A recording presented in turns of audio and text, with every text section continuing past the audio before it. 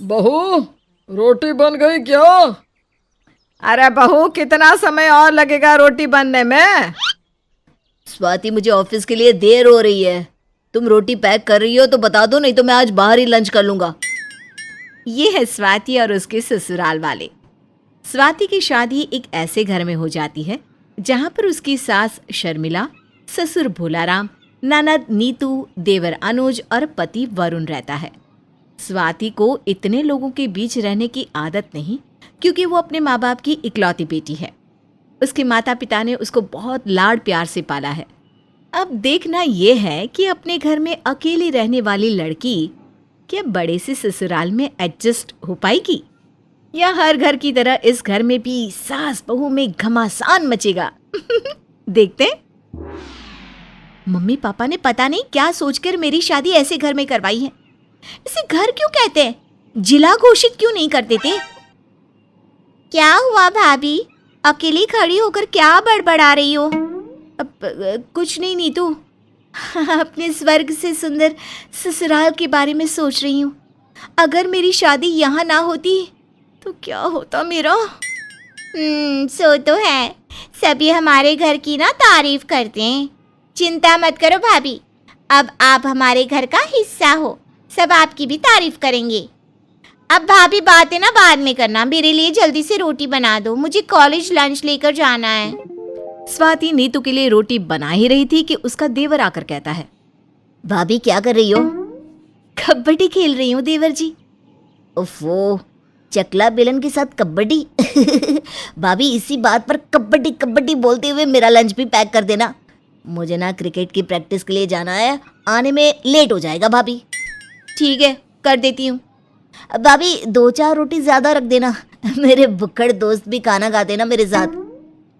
अनुज और नीतू स्वाति को हुक्म देकर चले जाते हैं। स्वाति दोबारा गुस्से में बड़बड़ाती है, घर में बारात काम है क्या मेरी जान लेने के लिए, जो ये बाहर वालों के लिए भी रोटी बनवा कर ले जाता है? इतनी गर्मी में इतनी सारी रोटी इन्हें बनानी पड़े ना, तो इन लोगों को पता चले। वैसे तो स्वाति को इतने सारे लोगों के लिए घर का काम करना अच्छा नहीं लगता है, लेकिन रोटी बनाना स्वाति के लिए बहुत ही मुश्किल काम है।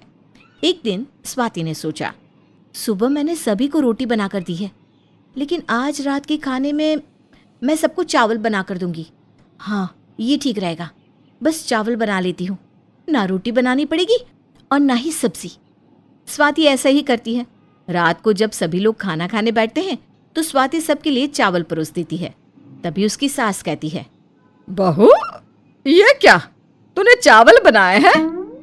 हाँ माँ, क्यों, क्या हुआ? अरे बहू, तू मुझे ये बात बता कि तुझे इस घर में आए कितना समय हो गया? 7 महीने माँ जी।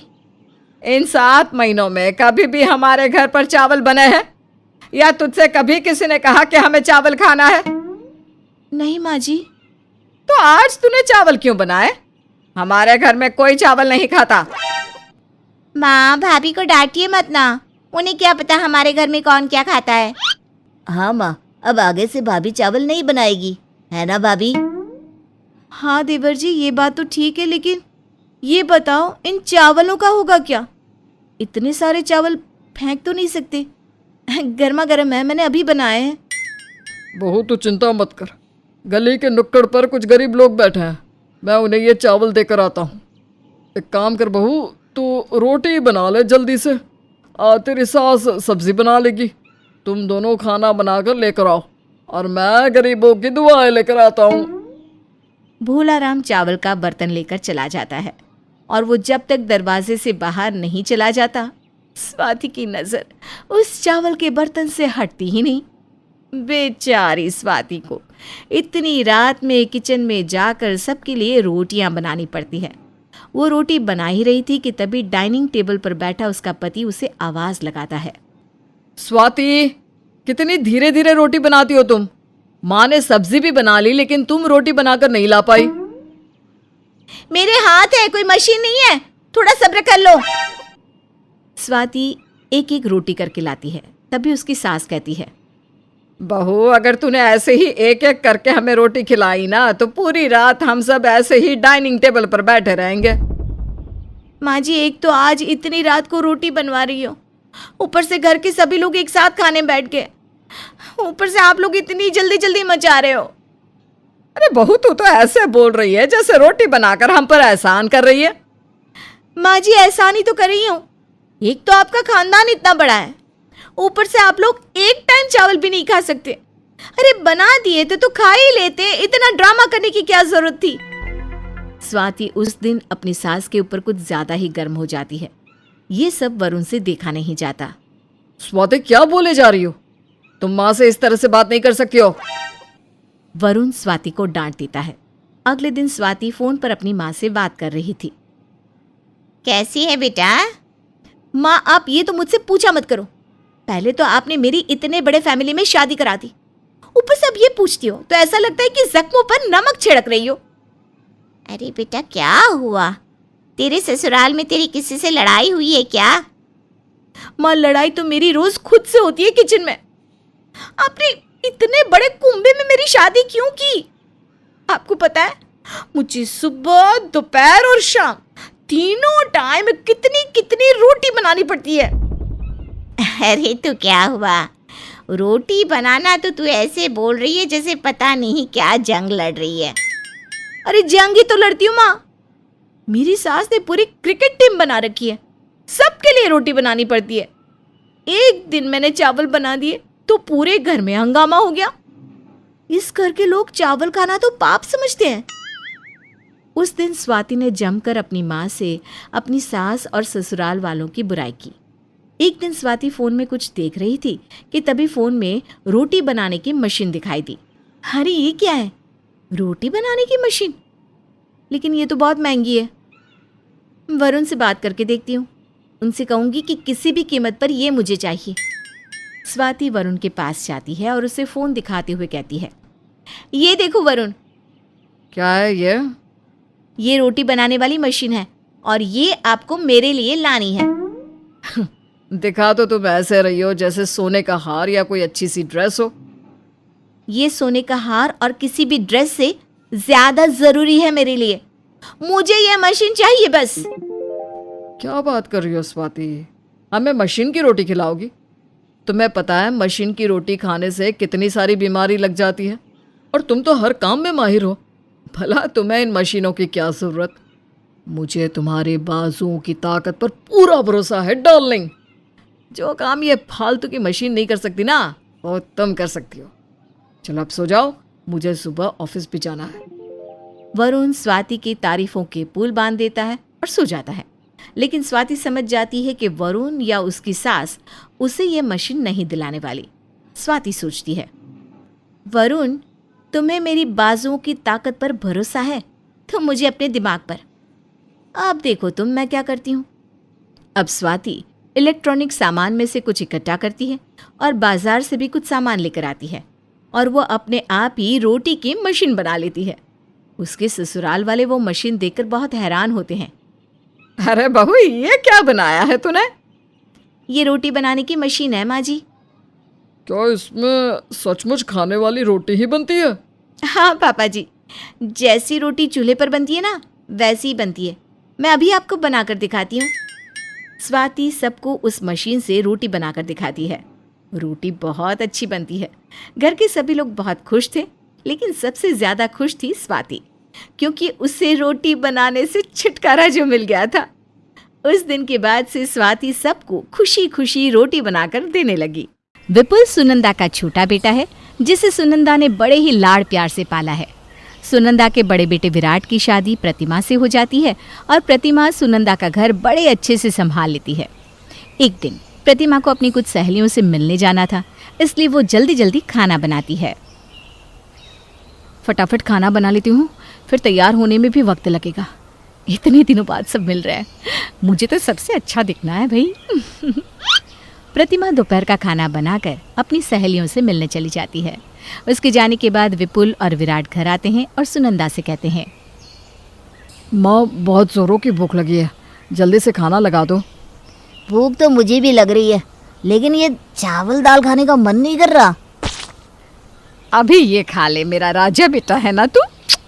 रात को तुझे जो खाना होगा वो प्रतिमा से कहकर बनवा दूंगी। हाँ हाँ भाई, तेरे ही मौज है।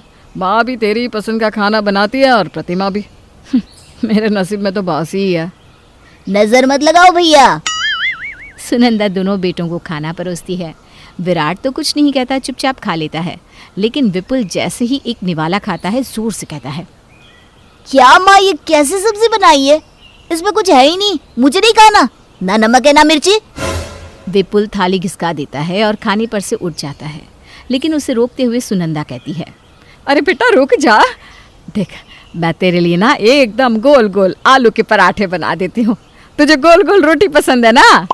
खाने पे से नहीं उठा करते राजा बेटा। मैं तेरे लिए ऐसी लड़की लाऊंगी जो खाना एक नंबर बनाती होगी। लेकिन माँ, पराठे एकदम गोल होने चाहिए। अरे हाँ हाँ, मुझे पता है मेरा बच्चा। सुनंदा गोल गोल पराठे बनाकर विपुल को देती है। तब जाके विपुल खाना खाता है। शाम को जब प्रतिमा घर लौटती है तब सुनंदा उससे कहती है, बहू खाना देख कर बनाया करो ना। तुम्हें पता है विपुल को जैसा तैसा खाना पसंद नहीं, आज उसने खाया भी नहीं। अब रात को उसकी पसंद का खाना बनाना। जी मम्मी जी। प्रतिमा का मन छोटा हो जाता है और वो अपने कमरे में जाकर कहती है, इतने नखरे तो पति के भी नहीं झेलने पड़ते जितना के देवर के। देखती हूँ अपनी पत्नी आएंगे तो कितने नखरे करते हैं। दिन बीतने लगते हैं और सुनंदा विपुल के लिए लड़की देखने लगती है। वो मनोज से कहती है, ए जी, मेरे विपुल के लिए अच्छा खाना बनाने वाली बहू लाइएगा।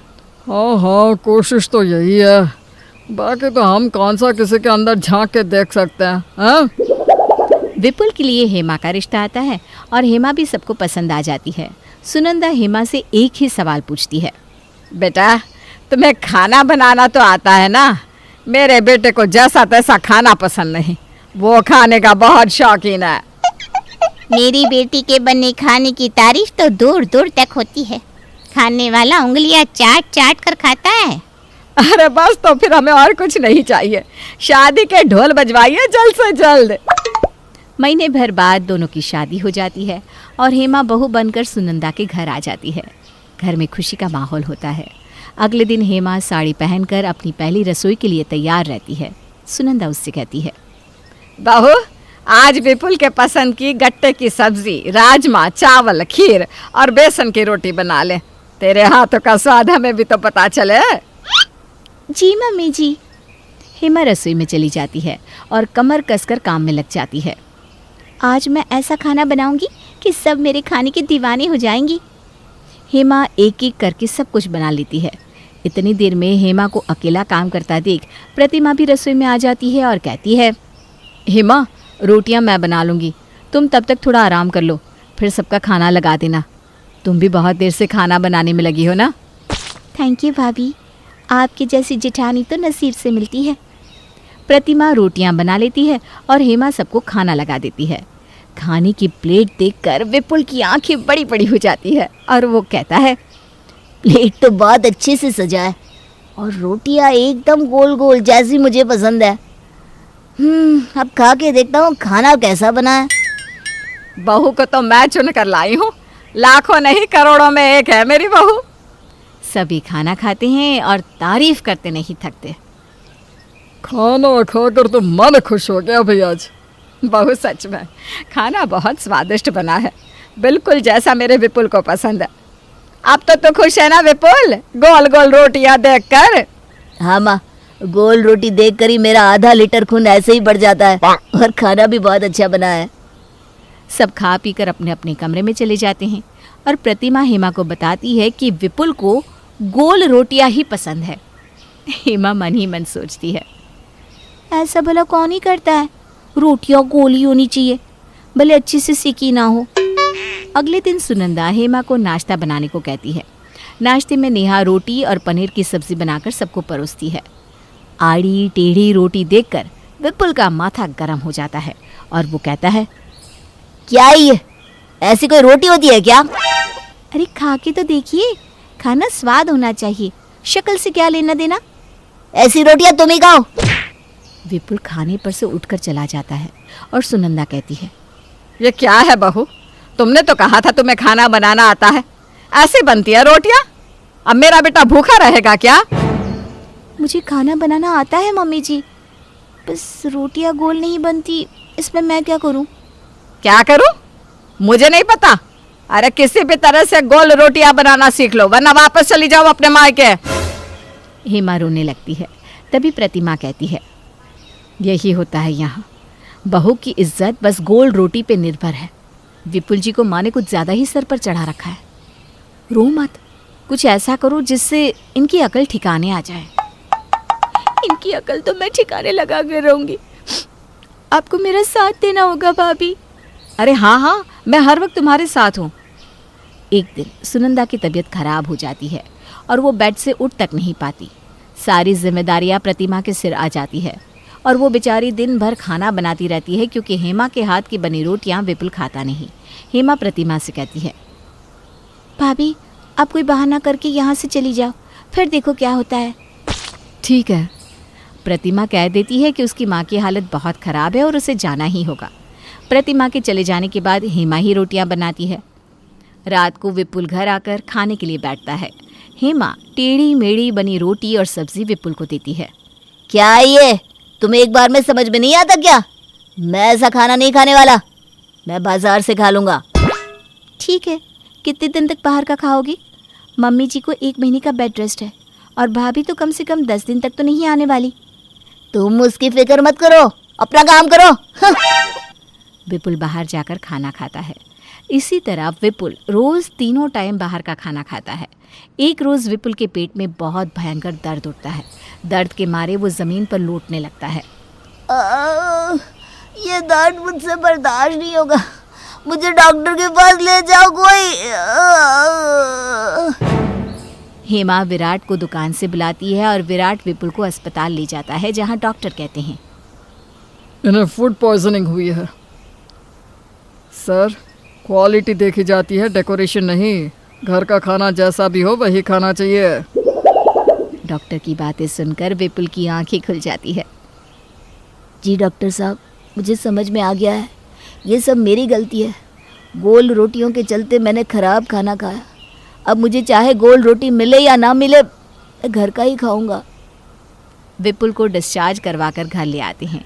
घर आकर विपुल हेमा से कहता है, मुझे बहुत तेज भूख लग रही है, आड़ी टेढ़ी रोटी ले आना। जी हाँ, अभी लाई। और दोनों हंसने लगते हैं।